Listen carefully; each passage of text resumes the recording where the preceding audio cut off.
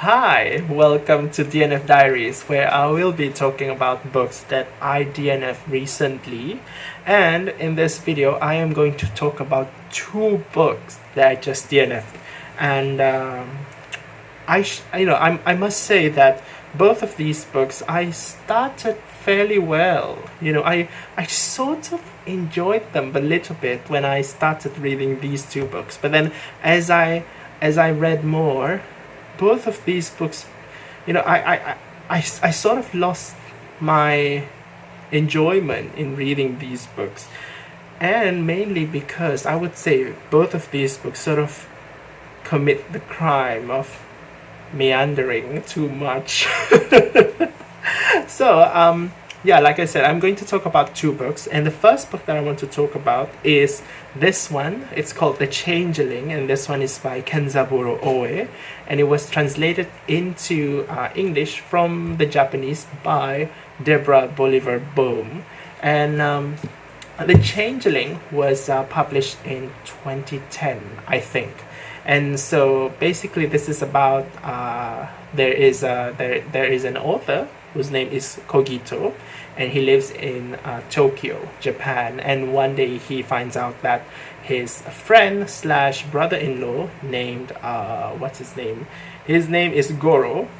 Goro just committed suicide, and he is obviously distraught by this. And in his death, Goro leaves him with some pre-recorded tapes in which Goro pretty much talks about stuff, and Kogito would listen to those tapes, and as he listened to those tapes, occasionally he would pause and sort of respond to whatever things he said, Goro said in those tapes. So he pretty much sort of had this kind of like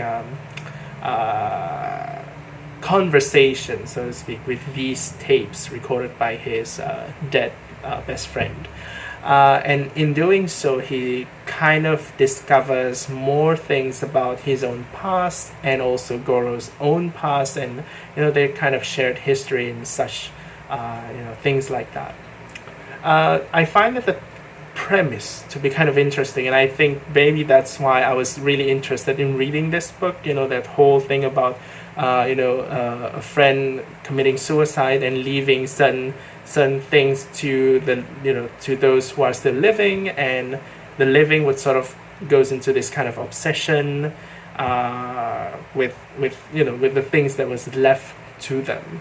And that whole thing for me is really interesting. But what I find to be kind of that sort of slowly erodes my enjoyment of this book is how each new chapter, as I progress through this book, not necessarily all of the chapters, but many of the new chapters, they would introduce new information as to what really happens in the past of Goro. And we would get like many new strings, and I actually ended up, by the time I stopped reading this book, I can sort of imagine like all of these strings of plot points just dangling in front of me. Like there's so many of them, and I just can't really keep track of which is which anymore. I can't keep track of what are the things that exactly happened to Kogito, the main character, in the past. What are the things that happened to Goro in his past, and all of those just seemed really jumbled up to me, and I was left really confused, and I was really lost. One interesting thing about this book is that I think this is like a fictional autobiography of the author himself. And in fact, the author himself also has a brother-in-law who is a filmmaker like Goro, who committed suicide. So this is most likely a fictionalized autobiography of the author. And I don't know, maybe one would probably need a little bit of background information on the author themselves, and have a little bit of familiarity, perhaps on the familiarity of the author's previous works. Maybe, I don't know. This is my first book by Kenzaburō, and the only reason why I'm reading this, the only reason why this is my first book by Kenzaburō was that I found this book really cheap one day, and I've never read anything by him before. So, but I guess there is something about this book that just feels kind of inaccessible for a layman reader, I suppose, a casual reader. There are many things that just feels really philosophical in this book as well, which honestly does not bother me as much, because even though I would probably say that I'm not a big fan of philosophical novels, but occasionally one of those novels would some of them would I would be enamored by them. So yeah, those aspects are not exactly like a big deal for me. Like, this novel talks a lot about art, and basically getting philosophical about art, and stuff like writings and filmmakings and all those things. So not exactly #relatable. But the problem that I mentioned earlier, all of the new information that was bombarded on me as I read this book, I guess it's just too much. So yeah, it got a bit boring, and so I decided to stop reading this one. Anyway, that's it for The Changeling by Kenzaburō.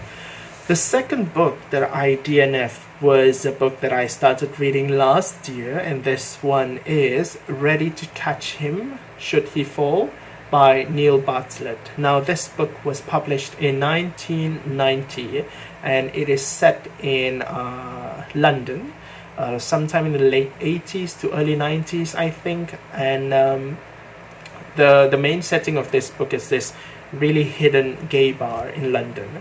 So we have this narrator. He is a patron of that gay bar, and we have this main character named Boy, or rather he is named Boy by the narrator. So one day, Boy, whose real name we don't know, or at least up until the point I finished, up until the point I DNF this book, I still don't know his real name.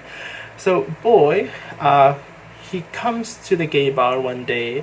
He's really young and inexperienced in terms of the gay social life and gay dating, and he sort of just eases his way into this whole the gay social life in London, and he eventually sort of learns the ropes, and he starts to do what many of the patrons in the gay bar do at the time, which is basically going out with men, and have some casual sex with the men over there. And he does this for quite a while, and then eventually he meets with a man, an older man named O, who is named O by the narrator. So basically the narrator names a lot of people in here. We don't know their actual names. So Boy meets O, and they start a rather turbulent relationship, albeit quite passionate one. So that's it. Up until the point I finished reading this book.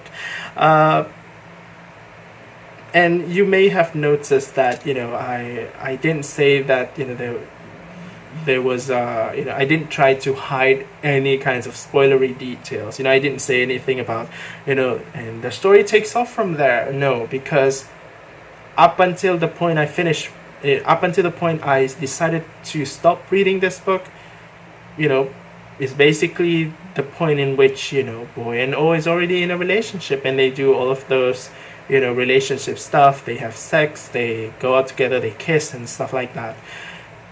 And it feels really boring because we don't really see anything much about Boy, about O, about, you know, their relationships.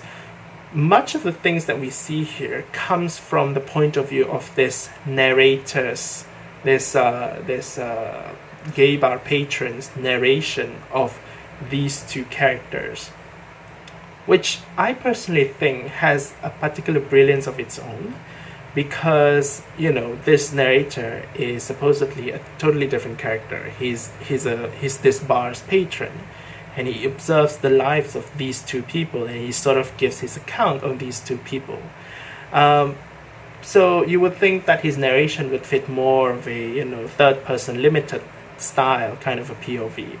But then the story that we get is third-person omniscient, because we see much more details, even the very intimate details regarding Boy's sex lives and, you know, Boy's and O's relationships together, like really private details. Even the letters that Boys receive, which I'm pretty sure, you know, Boy does not divulge everything to this patron for him to know about all of these details. So it is kind of interesting as well, because there are certain parts in which the narrator sort of acknowledge the fact that maybe, just maybe, he imagines these are the things that happen to Boy and O. So it you know, I think this poses like a lot of really nice and interesting questions, like you know, who exactly is the protagonist of this book? Is it really a story of O, or is it a story of the narrator? Or is, you know, maybe the narrator is just trying to is just projecting something on these two people? So I think those are like really interesting questions when you read this book. I find them really sort of stimulating. But then beyond that, beyond those things, I don't find much enjoyment in the story of this book. You know, story-wise, there isn't much happening. You know, it's all just about Boy having sex and Boy and O having sex.